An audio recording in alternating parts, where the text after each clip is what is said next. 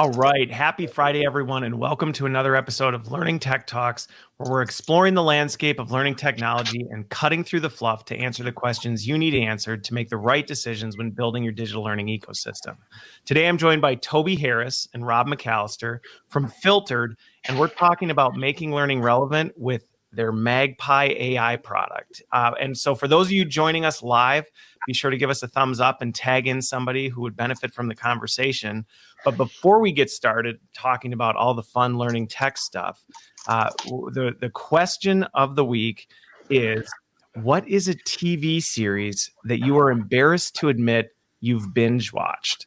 So for those of you watching, it's time for you to share as well. We want to see that in the comments. But Rob and Toby, what is a series you're embarrassed to have binge watched? And Toby, you didn't tell me, but I know you said there's more than one. So you're welcome to share more than one. Yeah, it's hard to choose, really, Chris. I don't know whether I should go for the kind of ultra violence or just for complete trash. Either one seems a little bit disreputable. But so yeah, obviously, like everyone, I binge watch a huge amount of TV. But the one I'm going to pick, I think, is going to be The Punisher. That's a recent Marvel series on Netflix. I think for some people it falls into the territory of like being non-trashy TV, but it's so excessively violent that I would put it in that category. I like, we've watched The Punisher. I don't know that's that embarrassing, right? So you may think about that one. Maybe you can do better than that. How about you, Rob? I think the one that really hits home for me was Spartacus: Blood on the Sand, which similar to The Punisher. It is kind of highly violent, quite graphic. It's like, Frank Miller from Sin City, if you haven't seen it. It was on, I think, FX in the US. It was on Bravo in the UK. Okay. And I think what makes it even more embarrassing is in all our onboarding webinars, when we kind of demo our product to some clients, I have a picture of my Netflix history and it says, because you've watched this. And it always pops up. And I just think, oh, God, this is really embarrassing. Okay. So it follows you wherever you go. Yeah. Okay. Well, so you both went for the violent kind of over gore route. I would say mine's probably a little bit more embarrassing, not on the violent side. So mine is Real Housewives of Orange County, right? It's just one of those. Right. Now, to be fair, I did watch it with my wife. So this was not like, when I just did it by myself, but I will say that we got into that and we binge watched the heck out of the Real Housewives of Orange County. So love to hear from those of you who are tuning in what your binge watching was. So we went ultra violent and ultra trashy, I guess. Maybe I don't know how you would do, what category you would put Real Housewives in, but I don't know that it's still in our watch history. All right, so let's get into the other side of things, which is Magpie and artificial intelligence as it relates to learning and development. But before we do that, I'd love to just dig a little bit, very briefly, into your background. So Toby, let's start with you. Where did you come from, and how did you end up landing at Filtered? Yeah, so I've been with Filtered now for nearly 4 years. So I joined in 2016. Prior to that, I worked for a company called Saffron Interactive. That's a London-based company, but produced bespoke e-learning courses and kind of bespoke LMS platforms. Okay. I joined Filtered simply because of the AI stuff, really. Well, not just because of that. I joined because I really like the co-founders and the people involved in the business and the culture they created, but also it was at that time in 2016, they were one of the only vendors in London that I could see that had something interesting to offer. My background at Saffron was the whole gamut, really, from instructional design, project management, to a lot of commercial kind of account management stuff as well. Okay. All right. How about you, Rob? Where'd you come from? Where did I come from? I worked in the music industry for about 8 years. And funnily enough, my first job, I always considered it a consultancy role. But as I kind of worked at Filtered, I was aware that it was practically an L&D role without knowing this. So my first role, I worked for a company called MacAllister, and we would go into the big record labels and effectively show them how to do digital transformation. So this was in 2012, 2011. Facebook kind of was petrifying everybody. Amazon, Spotify were the big things. And I actually had to write a 15-module course, as one of my first jobs, to kind of teach people these digital marketing concepts, not even considering that this was a leadership and development kind of training career that I may have. But we were effectively, because it was marketing, I then moved into a couple of marketing roles with labels and working with kind of artists before moving to Filtered, kind of moving the rock and roll to the kind of exciting world of like data and how the exciting world of music, and then I came to L&D. Yeah. Okay. Well, and we talked a little bit about this before you came on, but just for everyone's benefit, what were some of the biggest differences you saw coming from the music industry and then coming over into L&D? I think a lot of it is data awareness and data understanding. I've talked about one or two of the kind of platforms that people were looking at. So Facebook and Twitter. And I remember I worked with artists where we would route a tour around North America based on where their fans were. So, you're having a data-backed decision to say, Gavin DeGraw has more fans in North Carolina than South Carolina. So we're going to play a show in North Carolina rather than South Carolina. Okay. So you're using all of this data to kind of make your decisions and make sure you sell out more. The impact of that data decision making is really powerful. And that was in 2012, 2011. So really having this data to kind of route where people are going. Similarly with Spotify, looking at Spotify data streams to be able to say, okay, well, let's shorten our songs or let's make them longer. Let's pitch them to this playlist. Technology has been such a massive enabler in the music industry. Similar as it is kind of very much in the L&D industry. But because I guess the music industry has been on this journey since 2003, 2002, when Napster just threw a hand grenade on everything, they've had to accelerate a lot quicker to kind of accommodate for this kind of digital landscape.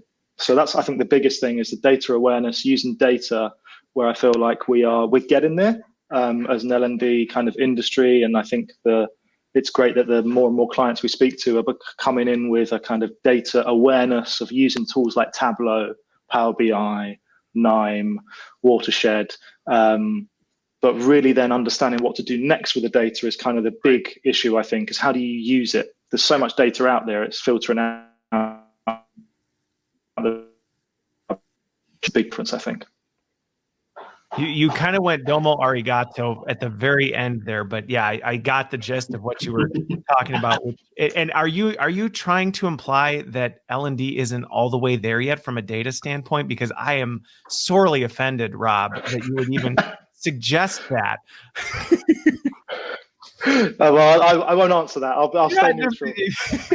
No, but it's a fair point. It is, and I think we're making progress, and I think sometimes we're pretty hard on ourselves. I think there's no shortage of people beating up L&D from all sides, and I think that's to some degree some of the reasons we're a little bit slow to the game, because we're a little nervous, we're scared, we're worried about it. It's territory we haven't moved into, and I think admitting that is one of the good first steps to say, hey, we don't know necessarily how to do this perfectly, so let's learn from plenty of other people who have already done it. We've heard the statements, learn from marketing. I think your analogy with music industry is a great way to just very much lay out, this is the kind of things that this data can do to help us be more effective. It's not something we should be scared of. So I'm curious to shift over to Filtered a little bit, because AI gets thrown around a lot, and I'm confident that Filtered didn't set out to say, hey, I know, let's just make something with AI so that we can say AI. So what has that journey been like at Filtered, and what did you set out to solve when you started that? I'll have a go at taking that one, but I'm sure Rob will add a bit of clarity to my thoughts on it. So when Filtered set out nearly 10 years ago, we knew that we wanted to use advanced technology, to use machine learning to accomplish our goals. And we had the benefit of a co-founder, Chris Littlewood, who was at that time a kind of strategic consultant, but had a background as a nuclear physicist at CERN. So really knew where this technology had been developed. The problem that we picked was one that we felt was very real, which was Excel and Excel skills. We saw it was a big topic. Everyone could get something a bit different out of Excel, depending on their role, their level of seniority, and what they needed to do with it. And yet all of the trainings out there were either beginner Excel, intermediate Excel, or advanced Excel. Yep. So we looked at a problem. We broke it down. So we broke Excel down into 160 different functions. And that was a short list. You know, that's like taking a small slice. And then we mapped those through to different roles and to pre-assessment questions. And that enabled us to create a filter for the course. Now, machine learning followed naturally from this because we started gathering feedback from users. As every module would have a little question at the end. Did you find this content useful? Did you know it already, or was it not relevant to you? And the data set you generate starts to allow you to make inferences on top of your initial mapping. So to correct your assumptions, to improve them, and to build a course which actually adapts to its own users. But it was a pretty modest and straightforward use of AI, and it was kind of doing a job. And everything we've done has followed that path. And a bit like with the Excel piece, was the machine learning significant? Sure. Did it get people to notice us? Yes, it did, and that's good. It wasn't the most important phase in solving the problem. Okay. The most important phase in solving the problem was rethinking it conceptually understanding that Excel could be filtered into lots of different discrete units, and we could have a system to determine which was more important. And that really applies to Magpie and the kind of artificial intelligence we're using now. The cornerstone of these efforts is actually rethinking the problem, understanding it very differently. Okay. And in the case of Magpie, it was understanding that there might be a better way to recommend someone some content than just giving them a search bar and asking, what do you want to learn about today? Okay. And putting it onto the individual. So the AI inside our products follows pretty naturally from the approach we've taken, but it's a really important thing, I think, to bear in mind that all AI starts with rethinking how to perform a task in a way that is readable by computers and is kind of, you can capture data on it, you can tag that data well. And the rethinking is way more important than the actual machine learning algorithms that you lay on top. That's a critical statement there that I think is important for people in learning and development to think about, is that it's not, and we've seen trends over the years where we've made this mistake where we've simply jumped from, okay, we're just going to take the stuff we have and we're just going to put it in a different format or a different medium, or we're going to dump it in and hope AI can fix it. And it's far more than just doing something like that. And I think your Excel example is a great one, even just highlighting the fact that Excel isn't just beginner, intermediate, and advanced. And I've seen plenty of content out there where that's all the categories there are. And to me, that's where microlearning, and I hate that term, but that was kind of the genesis of what we were trying to get at, is how do we break things into smaller chunks so that we can build towards a more personalized experience. At least that was kind of the journey that I was hoping it would go on. And then it kind of took some different directions along the way. But Rob, anything you'd add to that? No, I think Toby summarized it very well. And I think what's very clear from that is that the kind of concept of personalization and curation is at the DNA of Filtered. And the three founders have kind of been aware of this problem of too much content. There's too much for people to learn for the past 11, 12 years, and being able to take that knowledge and that experience and extrapolate it to a wider skills framework rather than just Excel has been kind of really, really powerful. And it's meant that I think the understanding of curation and personalization is in the DNA of the company, because it's effectively what the business was built on, cutting out the stuff that you didn't need to know from an Excel course. Okay. Well, what I think is interesting about that, and I've seen this over the years, and I personally, I went through this on my own earlier in my career, was one of the things that in L&D we have to be comfortable getting over with is this idea that what we created is so important that everybody needs to know all of it, right? And that's a little bit of an identity crisis where it's like, well, I made this stuff. Everybody has to see all of it because I put all this work into this, and everyone needs to see it. And it's like, well, but maybe they don't. Maybe they only need to see 1% of what you created. And that doesn't mean that what you created is bad. It just means that for each person, they're at an individual level, and you can't do that. But if you don't make that break, you'll continue to try and figure out, well, how can we use personalization to cram everything down everyone's throat and just show them how important it is? Yeah. And there's two sides to that as well, Chris, because and I get what you're saying about the micro learning problem. So if you're going to create an effective personalized experience, there needs to be a good amount of content in the first place. Like Right. Like with Excel, I mean, the overall course is huge. It would take you hours and hours and hours to complete it.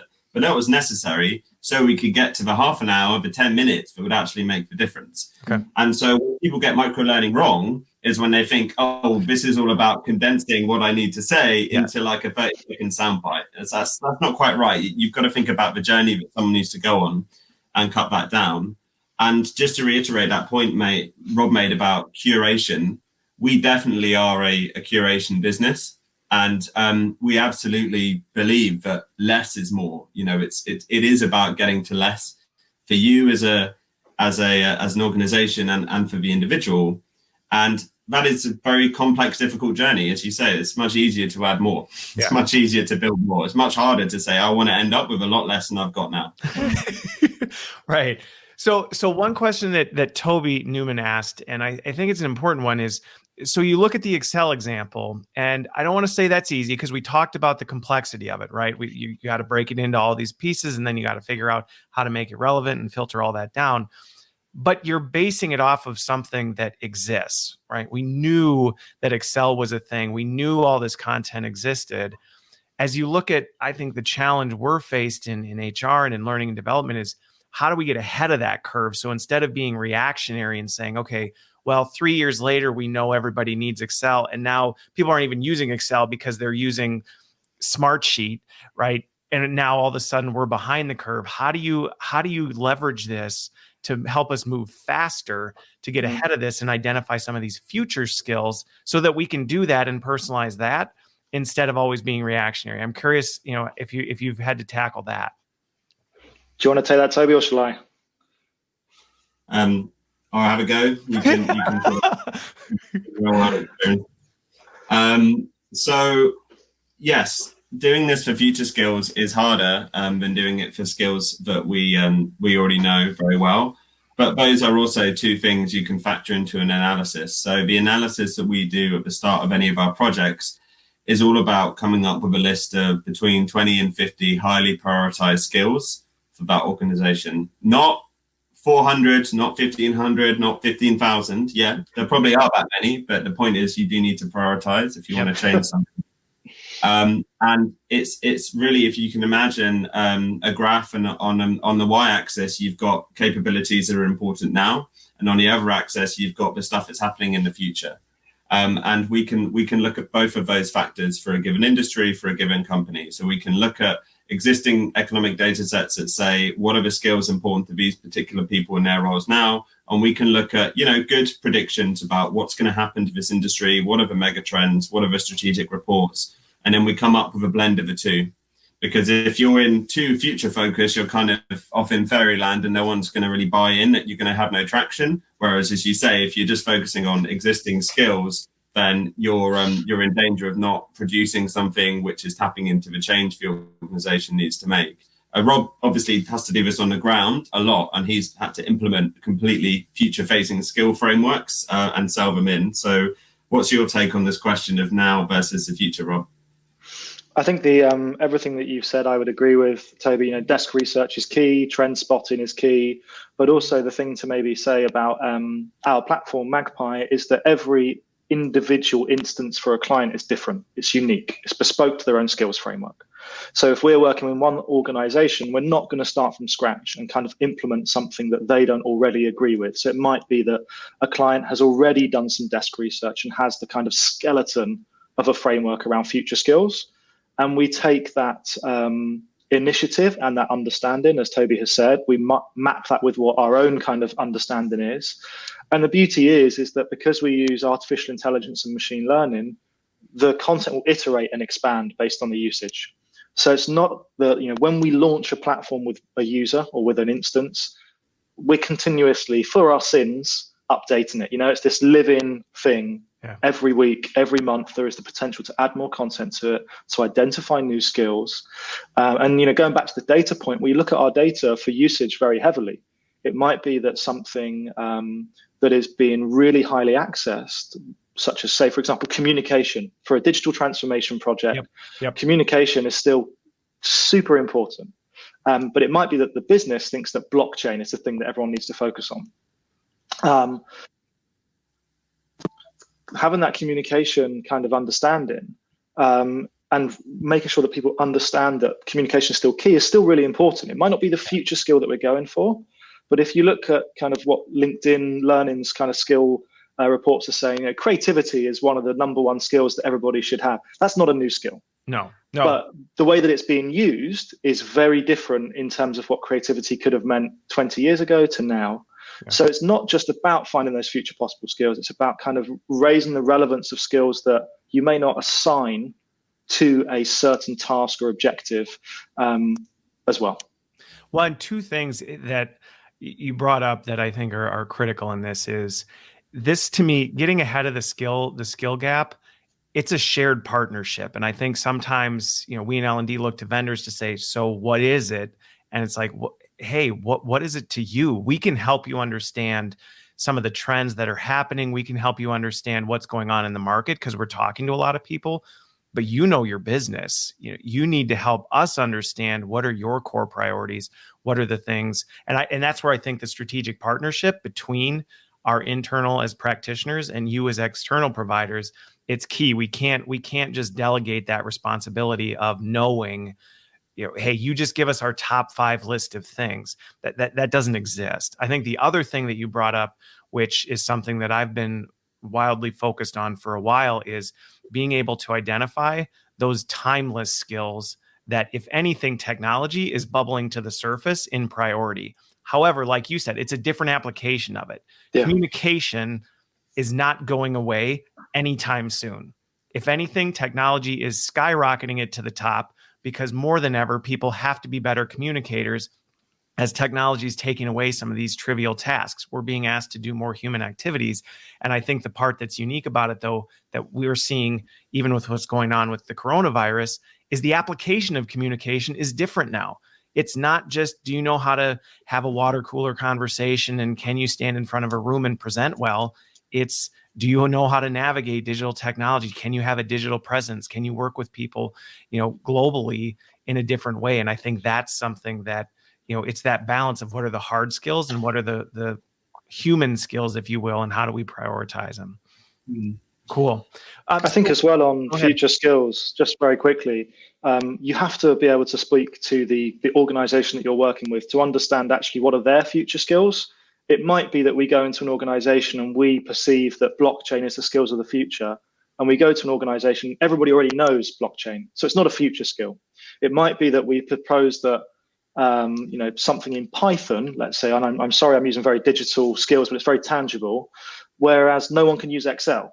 So a skill for the future could be having that capability, a threshold where everybody can do a pivot table and a VBA in Excel. That could be a skill for the future, because they don't have that now. Right. And we know that that's not going to go away. Okay. And I would add to that, just to try and summarize those thoughts, that in most cases, the future skill is a skill that already exists somewhere. The concept of adjacency is more important than the concept of stuff in the future. It's about being able to map what's close to what you have now that you need to get to, what's achievable, what's less achievable. And, it's interdisciplinarity. It's industries learning from other industries, just like we were talking about at the start. I just wanted to grab onto one of the comments I saw coming through from Mark Ramos as well, because he's talking about using multiple data sources. So can we marry LinkedIn hiring or skills data to identify skill trends or trending and align it with Magpie's AI? So Magpie's AI boils down to a configuration Basically a set of competencies, a set of weightings against user inputs that are then mapped through to content through tagging and curation against that skill framework. But the way we put that configuration together is as good as the amount of data sources we can put in.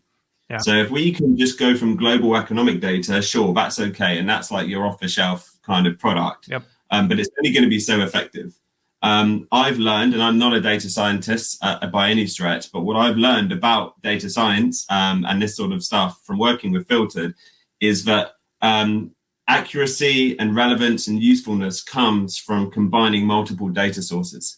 And this is where the partnership angle comes in that you mentioned, Chris. Magpie is okay on its own, but it's only really going to be super effective if the organization can say, okay, I trust you. Here is the data, like Mark has said, that I've got from my LinkedIn hiring data. Here's my skill data. If you're willing to give that to us, then we can blend it together for you and produce something that sits on top of all of it. And that's where the insight comes in. And in that sense, data science is no different to reading a lot and synthesizing those ideas and writing down a good blog post about something. It's really similar to that, combining lots of data, figuring out how to map it all together. That's when the power really comes.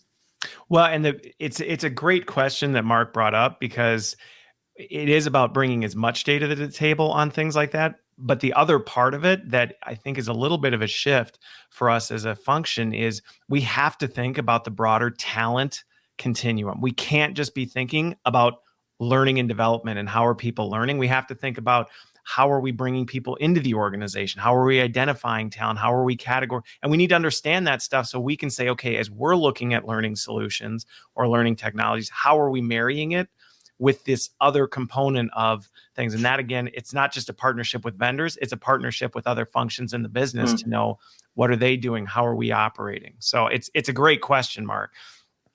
The other one, though, that I'm gonna kind of bring up that I think continues to even be a challenge for me sometimes as I look at where we go from a learning and development standpoint is we're getting much, much, much better at delivering content, right? I think we're getting much smarter about what content do people need and how do we deliver it to them. At the same time, we can't overlook that consuming content isn't the only component of learning. If you can binge watch all the TED Talks you want, doesn't make you a great presenter. I can promise you that. So how do you work with organizations to set those expectations or help make sure that they're balancing the whole continuum? Because it's not that better delivering content is bad, but if that's where you stop, you're not going to see skills continue to develop. Yeah, I think that I'll go first on this one, Toby. I think there's two things that generally we try to do for any project that we work on. And one is to have really clear success metrics. So it could be really simple. It could be engagement. But if we move to impact, we try and identify what those metrics are that are going to move the needle in the business. Okay. So one customers could be their customer satisfaction scores have decreased in the past 2 years, for example. What are the skills that we're going to identify that are going to elevate those? It's going to have an impact not only on the individual, but the business in general. CSAT scores or customer satisfaction scores are relatively easy. They're a metric that are already tracked. The other thing that we try and do with the majority of our clients is we ask surveys. So if you completed something, a particular skill, and we do this with a lot of our pilots, we will ask people, have you put anything into practice what you have learned on Magpie? For certain pilots, we get as high as 80%. On average, we're kind of at 60, 70%.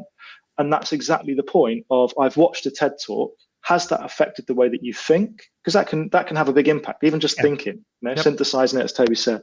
And being able to say that this exposure to this piece of content has changed how I work is obviously so powerful. The impact is there.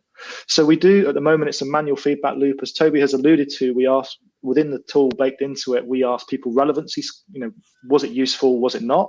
That's a really small amount of feedback. We then go a little bit deeper and ask them on an individual level, via email, via a survey, have you put anything to practice? Yes, no. And like I say, generally, or the majority of people that we survey, are saying that they have put at least one or two things into practice that they've learned. And like I said, it doesn't have to be being able to kind of conquer the world in one thing. These small changes can have a huge difference in how you lead a team in terms of communication, or how you, efficientize your kind of work. So we're not necessarily going for these massive wins. And a lot of it is down to the client in terms of what data and success metrics they have.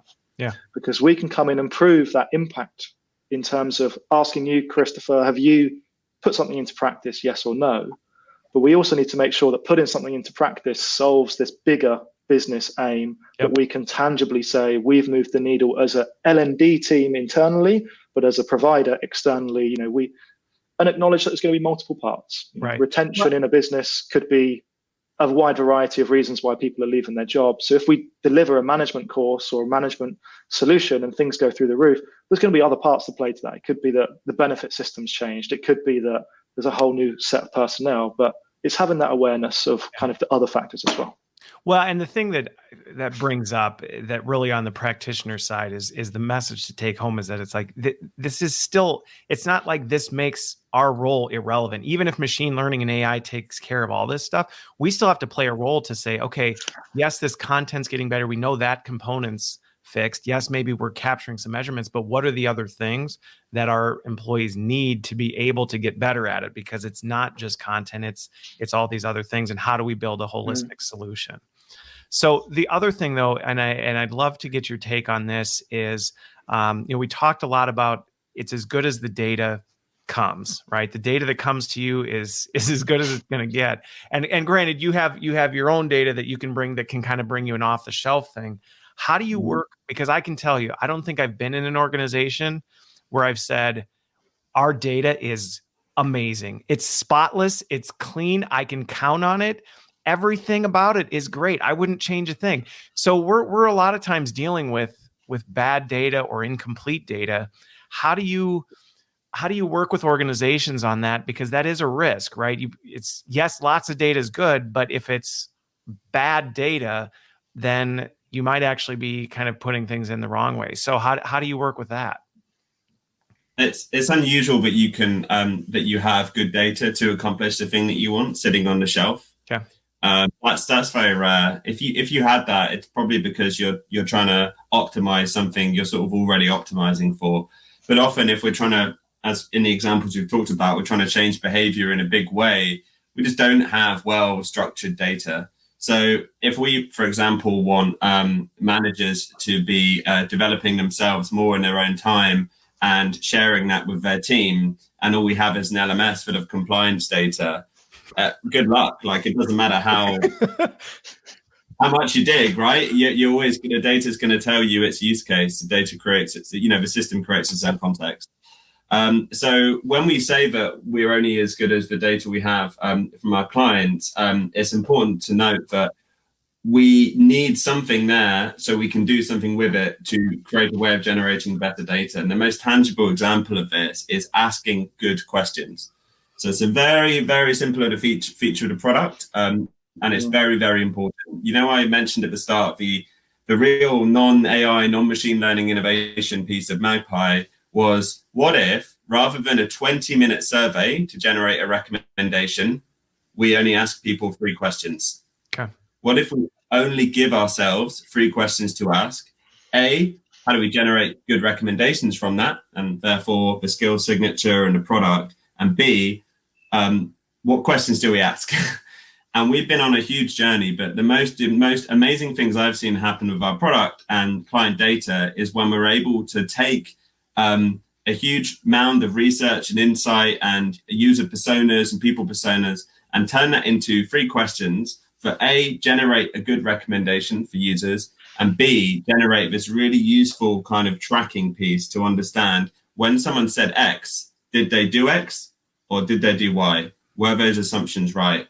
And so what we're doing is basically tagging every activity after that with that initial question response. Okay. And so it's a kind of 2-way process. You need good structured data to accomplish a task like recommendations, and you can generate that data, but you do need to start with the best you've got, and that'll give you a head start. Well, and two of the things, one's going to lead to my next question, and one of the points you brought up goes back to something you said earlier, which is this requires in many cases a fundamental mindset shift for people in our industry to say, hey, we don't need to ask 20 questions.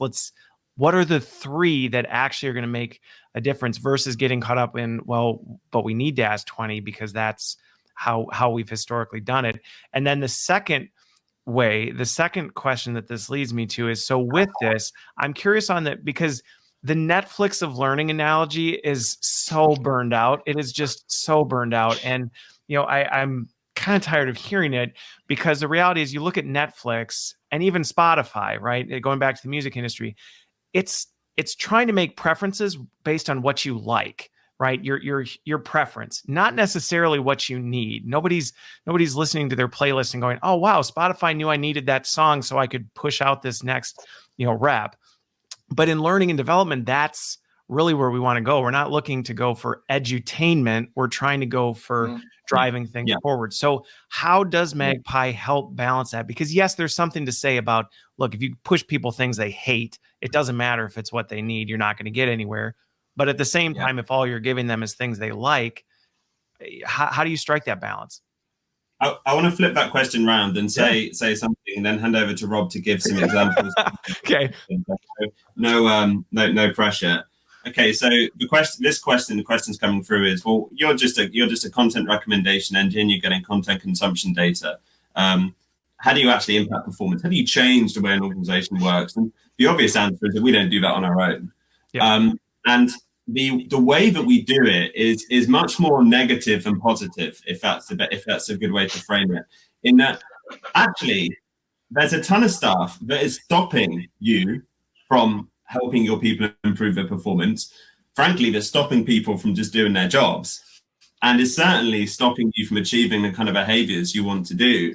How many companies do you know where if you sign up for a piece of mandatory or non-mandatory training, it instantly becomes mandatory and you have to attend it, otherwise your department gets fined? I mean, that's pretty common. How often is that investment of time and effort linked to performance? Not very much. But how much is it demanded and implemented? Oh, loads. Happens all the time. Mandatory soft skills training and unconscious bias or all sorts of things, or sitting people down to do stuff. So the biggest power that we give our customers is actually often, as L&D teams or as change teams, is often the power to say no. The power to say, well, actually, look, I have some data and I can show you that this session isn't going to land. The skills that you're teaching aren't things that are, but by looking together, we see as needs. And they're not things that really the users capitalize on, and they don't apply them. So can you justify why we need to put people through this training? And that flips the conversation around and suddenly creates a different conversation where the business leader says, okay, fine. I'm not going to make everyone do that classroom training. Okay. Because I don't have any data. This is what I want to do. How can you help me do it? And then L&D has something different to say. And we become more of a strategic partner. And I want to jump on that, Rob. I'm gonna throw it back over to you. But that is such an important point, and why data is so important to us in L&D. Because I can say, even back before we had all the cool toys that are out there now, even some of that basic data of, well, people need this, we need to push this out. And before, we didn't really have a leg to stand on to say, well, no, they don't. Or if we did, it was always met with, well, that's your opinion, we have ours. And I can tell you from some data initiatives I did a while back, it does arm you with the data you need to say, hey, listen, I know you think this is important. Guess what? Nobody's done any of that, and nobody cares about any of that. And so what you're actually asking is to slow people's performance and put barriers in their way versus remove barriers and give them things that are relevant, which goes back to a question Toby asked earlier about, well, how do you deal with organizational kind of pushing to say you have to do it? And this is actually a way to solve for that by saying we have data now to give a pushback versus our opinion. Go ahead though, Rob. No, I think the additional part from kind of seeing some of the comments come in is to kind of how do you get people to learn what the organization wants them to learn, and this fear that within a recommendation engine you can kind of send people on to kind of I was chatting to another client the other day, and they have a content provider, and the top course of their pilot was how to draw monsters. This is a telecommunications organization. So it provides a really good question. How do you get people not just kind of Pandora's box, go and do all this stuff, learn at work that's not relevant? And that's why we use curation. And that's why the curation part of what we do, like I said, it's in our DNA, is to at least find the things that are the most relevant, the organization approves. Most importantly, I think the thing that should be really clear is that we are a provider that has to work hand in hand with our client. Without the client and the client not wanting to play ball is kind of pointless. But to be able to curate a library of content that people really care about. But then that comes to the next point, which is where my kind of marketing background comes in, is really selling the why. Why should people learn? And that's whenever we work with an organization, we have a big kickoff workshop. And it's effectively us asking for 2-3 hours. It's like the Spanish Inquisition. We just ask questions, and questions, and questions. And it is understanding, You're really telling it here, Rob. why should your learner use this rather than go and search Google? Because that's what we're competing against. Or go to YouTube. And in Google and YouTube, you can't control what people are looking at. And we're not trying to control. We're trying to guide. We're trying to guide people down the right path. Now, if they take that path, then fantastic. But it's kind of curating content, but that why of future skills is a really good example. The average skill length at the moment, based on I think one of the latest reports, between 2.5 and 5 years that you acquire. Yep. So it's being clear about why learning is becoming more and more important than ever within a corporate workspace. But there are distractions. So the average person looks at their phone 120 times a day. How are you supposed to do things? So it's been really clear of what the value proposition of that is, which is why we've kind of aligned a lot of what we do to change programs. So not trying to solve all of the business's problems in one go, but to focus down one capability. So that could be line management, that could be digital capabilities, and being able to say, we are failing as a business because we are not able to be innovative and think digitally and use these profiles or where our consumers and our customers are. So we need to level up. It's a really powerful kind of selling point. The other side is there's a huge knowledge gap from a management perspective. Let's say people are leaving the business, which creates these huge knowledge gaps, which are stopping us from competing with our competitors. So we're losing market share, or we're spending loads of money trying to hire new people. It's having that kind of alignment to the business goals, the business needs, to say to your learner, this is why you should care on a kind of micro level, but this is how it affects the business as well. So I think that's kind of how we get people to learn. And it's by talking to people. Yeah. Simple as that. We do focus groups, we'll ask surveys. As Toby has said, we will try and ask for as much data around the research that our clients have done on their own users, and really use that to kind of build some profiles of why people should learn and how we get content to them.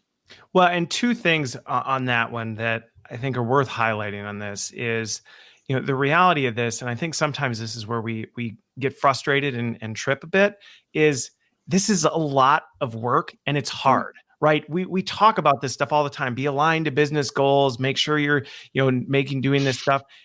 And it's like, well, why aren't we doing it? Because we're all talking about, well, the reality is it's really freaking hard sometimes. And I used to have hair. I don't anymore, because it's grit. You just have to stick it through and know you're going to get kicked in the teeth sometimes. And you're just going to have to pick yourself up and say, we're doing it again. Like, I'm going to get beat up and I'm going to go back to the drawing board, and then I'm just going to keep hammering it, because the conversation you had of having an organizational conversation of, hey, we need to prioritize one thing. Nobody in the boardroom goes, yes, okay, we got it, let's move forward. You're going to run into no, there's 100 things we need to prioritize, and you're going to have to work through that piece. And I think that's an important message to let people know, is it's not easy, and buying a cool tool it might make it easier, but it doesn't just, snap your fingers. I think we see this all the time. We see our clients and we try and help them again with some data, try and pick those battles, because as you say, it is going into battle, it is getting beaten up, and then it is having to pick yourself back up again. The easiest decision you can make in a kind of senior middle management role in a big company is, we are going to do this, and we're going to do this as well. That's easy. Everyone's happy with that decision. Great, we're doing more. The hard decision to make is say, no, we're not going to do that. And the hardest thing to do is to challenge ineffective processes, to call people out and say, you've got no evidence that this is effective. You've got a whole team of people doing it. Why are you doing it? Because those people should be doing this. And that's, as Rob said, that's how we see the battle that we fight with our clients for difficult questions. And it's curating your challenge, right? Like it's curating what you're doing. It's like, well, look, I've only got so many hours I can put in every day. Yeah. And we're going to do it paying lip service to an initiative that we know isn't relevant? Or am I going to say, actually, you know what? We're not doing that. Well, see, and we talked about Sparta and the Punisher in the beginning, and now we're back to the whole battle analogies and what it is. But I mean, in some regards, and doesn't have to be violent, but it is a challenge. And I think that is something that we have to be comfortable with. If we're afraid of a challenge, then we will always be the workshop, coordinators. That's where we'll sit, and that's where we belong. Because if that's all we're doing, that's the relevance that we're bringing to the organization, and that'll probably blow up the chat. But the other thing that you bring up that I think a lot of questions came up is this, right? How do you balance what the organization wants people to develop on, and maybe people want to develop in other ways? And I personally can say I've been in countless conversations where, the push is always to try and push people towards what the organization wants. And my take on that is it's a yes and situation where it's like, yes, let's do a better job of that. But if we're trying to create a culture of development and critical thinking, we also need to let go a little bit and say, hey, like, if you get everybody just developing in general, that's a heck of a lot better than where we are in many cases now, where people are only doing what they're forced to do. And I think sometimes opening up those floodgates a bit and saying, you know what, if you want to develop on something that interests you that may not be relevant to your job, we should look at that as a value add, because we may uncover talent in our organizations we didn't know we had. They might be in the wrong role. They might be in that, which goes back to that broader talent discussion. So I'm curious if you're, as you go through that battle, if you will, with that, if you're seeing those conversations open up more. Yeah, I think it depends on the skills framework and kind of how immersed we are in the organization. But I think one of the things, or the key things about the platform, like I say, is that we are using content that has been approved by the client. Okay. So there's not going to be, to use my kind of how to draw monsters example, if you're trying to help someone to be a better manager, there's not going to be a course in there that's going to kind of, it doesn't mean that we're not going to put, as a platform, we're content agnostic. We'll pull in LinkedIn, we'll pull in Coursera, we'll pull in Get Abstract, we'll pull in YouTube, TED, HBR. So we're not then going to say, okay, well, you've seen this TED talk, now go and watch some more because you're on the TED platform, or you're in LinkedIn Learning. It might be that you go in for cybersecurity, and then all of a sudden you see something on the right-hand side that is how to draw monsters, and that picks you up. We're kind of guiding people to the right source. We're not going to block anybody off to say, you're only going to look at what you are kind of looking at within Magpie. It's a continuous learning tool. And I think just how we kind of potentially keep people on track with any learning platform, one of the big difficulties is the easy thing is launching it. Yeah. Oh, yeah. The difficulty that all of us face is once we've done that big bang launch, how do we get people to continue clear of what the value proposition is to the learner, of them taking 10 minutes out of their time and not going on Instagram and not going on Twitter, but to spend 10 minutes going into your learning tool and able to kind of level up. And it is to give them that incentive, give them that reason why that's useful to them. And I think that's the most key thing, is with all that we do, the build, your kind of analogy that you used at the very beginning, Chris, build it and they will come. We know that that's never going to happen. No. So it's curating content that's aligned to kind of the business goal, and then nudging people. If people go off track, if all of a sudden we have one client that works on a digital transformation project, they thought, like I said, that the skills that people would want to look at were kind of more advanced digital skills. So your blockchain, your cybersecurity. And it's why I mentioned communication. The number one skill that people wanted to look at on a digital transformation program was communication.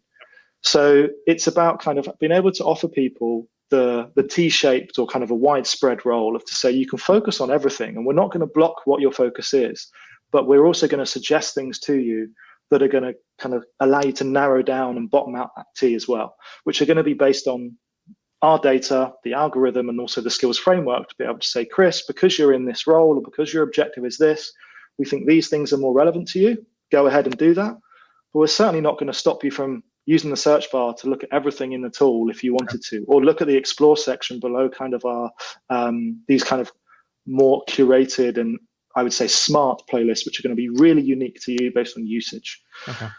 Well, and your point about not getting to the what I would call the starting line, right? I think a lot of times people look at the launch of a platform as the finish line, and on our end, I get it. I get why that happens, right? By the time you get there, you're shot, right? You've been battling all the way along, and you finally get there and you're like, thank goodness we're finally launching this thing out. And the natural tendency is to say, whew, like, move on, thanks, we're done. And we can't.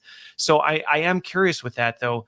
How do you, because I think that's a risk for anybody looking at these tools, you know, or Magpie and saying, hey, we want to do something like this, is that they run the risk of doing that. And then you look at the tool and say the tool didn't work. And it's like, well, no, that's not what happened. You gave up too early. How do you help organizations through that? Because it is tough, right? You're on mile 25 in the marathon and you want to just stop. Well, I guess it's where my role comes in, or the department that I work in. You know, customer success is I'm head of customer success at Filtered, and we're very aware that Filtered is not one of these big immovable projects or products like an LMS. You know, you do one LMS hopefully every 10 years, right? But if you're kind of it's not working, you did a bit more Thinking. We are aware that what we do is not an LMS. It's something that can be switched in and out. So the key part of us, as we've said, we're a machine learning platform. So if no one uses it, the machine doesn't get better. Yep. And that is the key part of working with us. Is in-house, we have a data science team that's going to be able to help with all the data analysis that we've been talking to. An executive business review is a key kind of point of every client's contract. Is every 3 months we'll sit down with a report that our data science team's looked at and start to show you some insights of how we can improve not only the version of the platform or the instance of Magpie that client has, but how do we communicate it better? How do we market it? As a tool, we have in-house email team that will work on automating emails to be able to nudge people along this journey. It's all built into the service, as well as we are experienced. Going back to our Excel course, our Excel course had over 1 million people go through it. We know as an organization, like I say, the DNA of Filtered is about curation, personalization, but it's also about understanding how to get people to learn. So it's using these kind of best practices that we've developed over the last 11 years to really kind of energize an internal L&D department, because the L&D department is going to be able to specialize in one thing.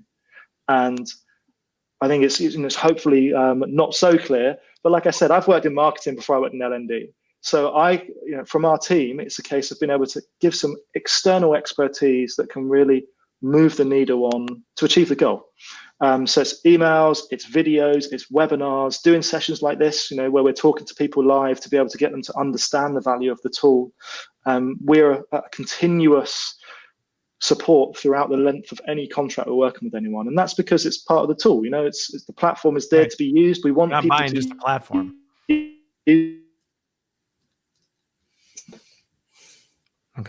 Okay. Well, no, and I think that's the biggest question, though, I have is, because I know this will work for me, swag. Do you include swag as part of that continuous improvement thing? Because I know you send me a Filtered t-shirt and I will suddenly find energy that I did not have, before.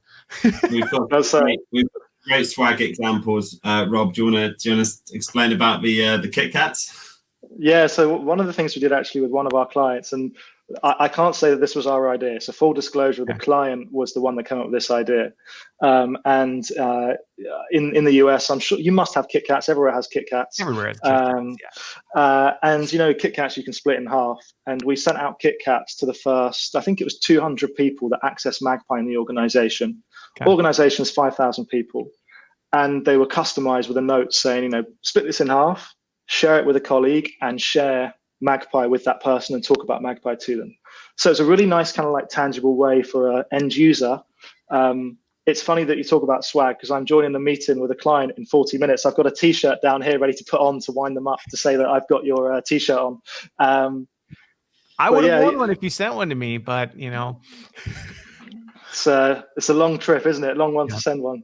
But we got everything, hoodies, the whole lot. We're a tech You're a tech startup, company. so we've got a lot. Well, no, and I think the kind of joke, but at the same time serious side of this is, I think sometimes we forget to have fun with this stuff, right? We get so caught up in the work of it, the day-to-day, that we lose the fun, and we forget that, hey, you know what? It's not that the swag is like, okay, we're going to send swag and we operationalize it. But I love that Kit Kat example where it's like, no, this is fun. You get a piece of candy and we're giving you actionable steps to say, you know what, share it with someone else. And I'm sure the team that came up with that had a lot of fun planning that and a lot of fun executing it, which can help re-energize you when you're getting to that stage of like, can we just be done with this?